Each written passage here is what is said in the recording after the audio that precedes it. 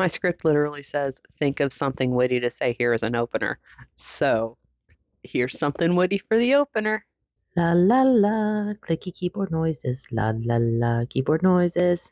Yeah, we're going to try this video out with this fancy little Rode guy. Let me know if it sucks. Let me know if it's better. If you want me to go back to the old speaker thing I've got, I aim to please. So I have this script. I didn't finish it.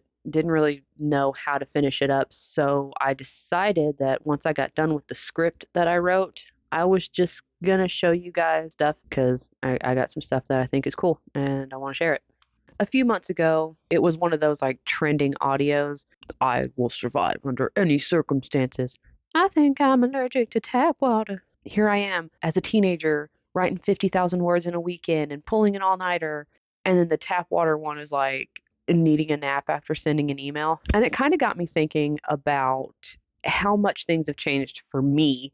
I was the kid who wrote a lot. Like when I really first started getting into writing, I wrote a lot. That was all of my free time was writing. I mean, I once locked myself in a room for 3 days and hand wrote something that lengthwise was probably somewhere between like a really long short story and a novella. So I was doing my fanfic stuff on Quizilla, which I have talked about before. A lot of people did AO3. I did not know about AO3. I found Quizilla on my own, and that was the closest that I came to fanfic stuff until I was like full on adult. I didn't know about AO3 for a very long time. I wasn't a chat room kid. Any websites that I found, I pretty much found on my own. When I was doing my fanfic stuff, I think I had, at my most productive, I think I had 3 stories going on at once across like 2 or 3 different accounts. And I would post a chapter on every single story between 2 and 3 times a week. So I mean, I was writing, 6, maybe 7 or 8 chapters of across 3 different projects at one go. When I turned 16, I did get a job, and it was, I think for my age, it was considered a full-time job. But between that and then school was full time, it did drop off a little bit, but not a lot. And until I was in senior year, I was in the school band, clarinet, bassoon, and bass drum during marching season. I was pretty cool back then. But here I am now, full on 35, and I can barely write a single page without getting distracted by something. And if I pulled an all-nighter, I would be absolutely useless for the next 3 to 5 business days. That's just how it is.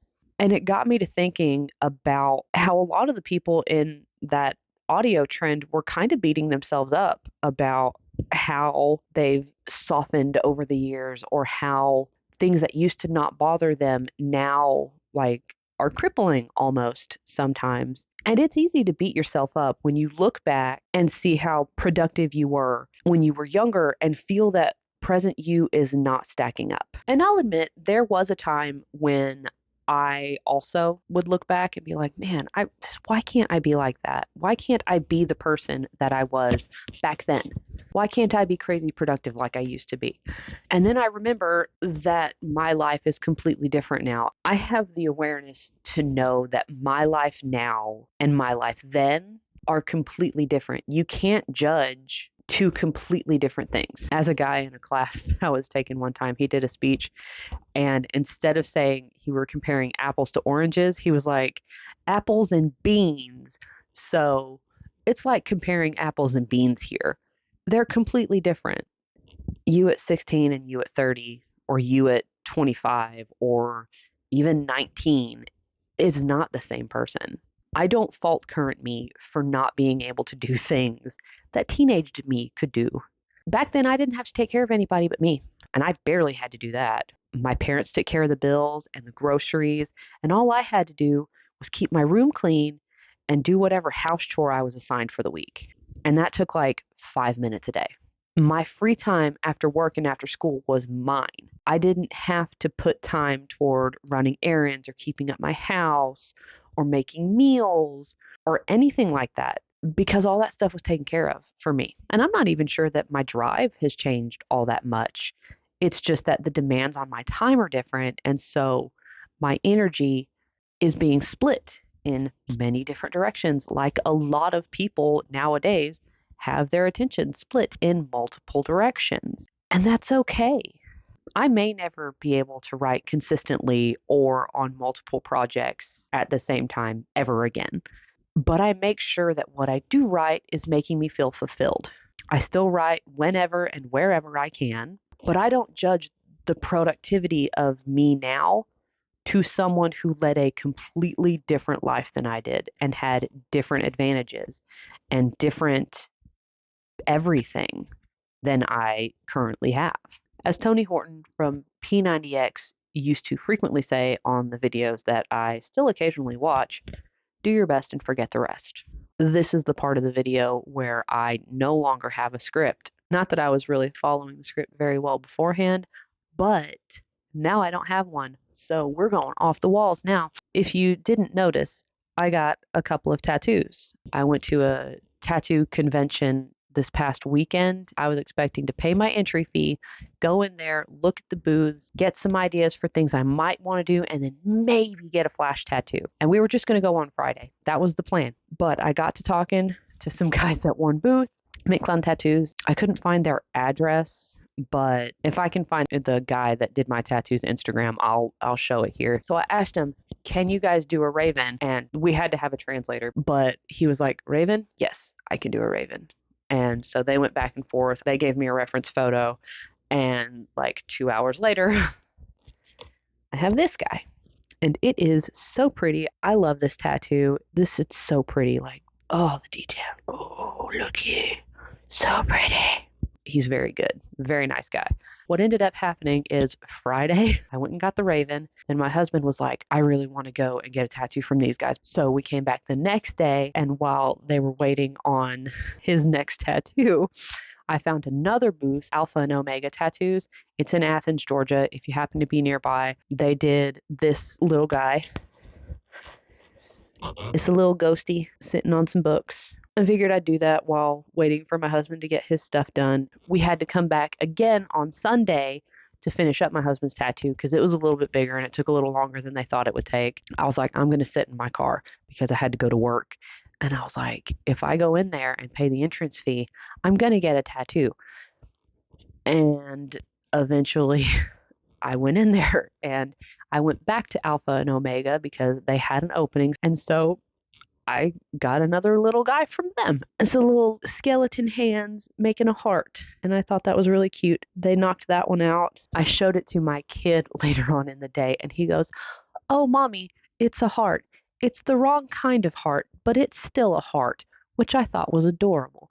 So walked into a tattoo convention expecting to have a one in, one out, and ended up going the entire weekend. So in the future, I'll just buy the 3-day pass.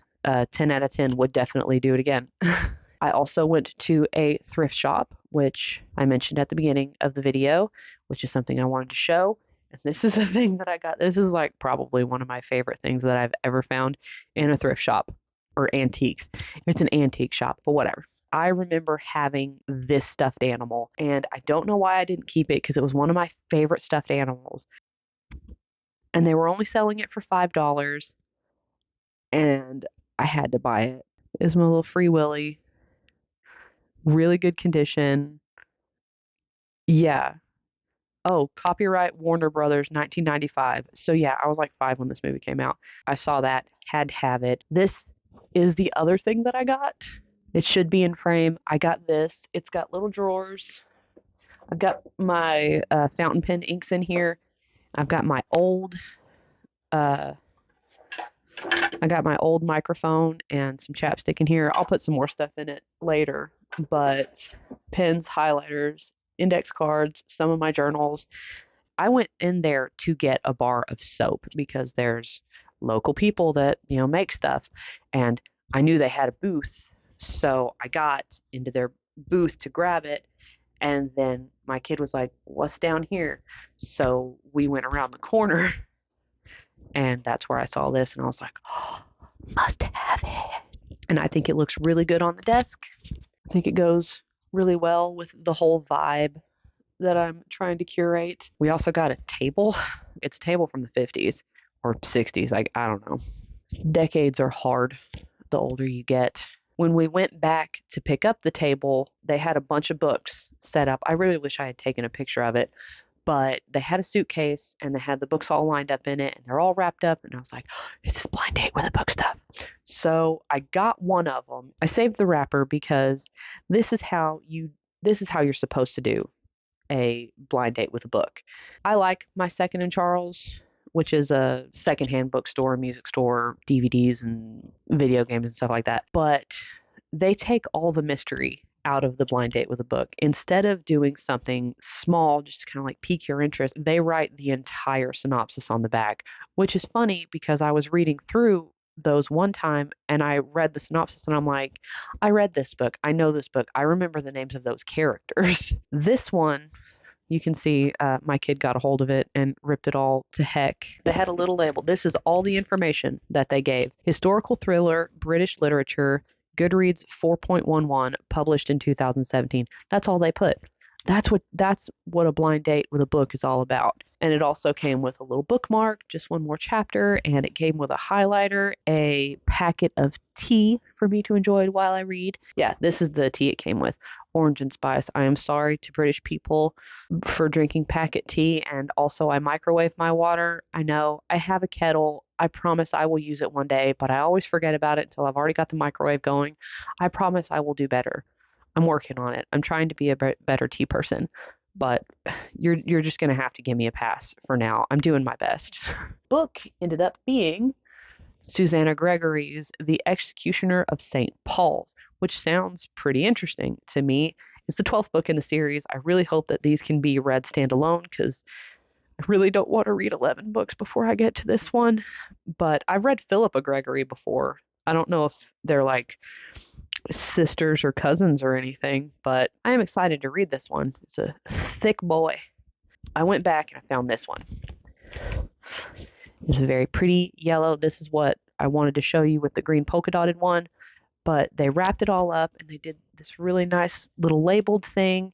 It had some stickers on it, and this one is ginger peach turmeric herbal tea. There's also another bookmark, and there's a pin here as well. The last one had a highlighter in it. Southern Romance Chick Lit, Goodreads 3.75, published in 2013.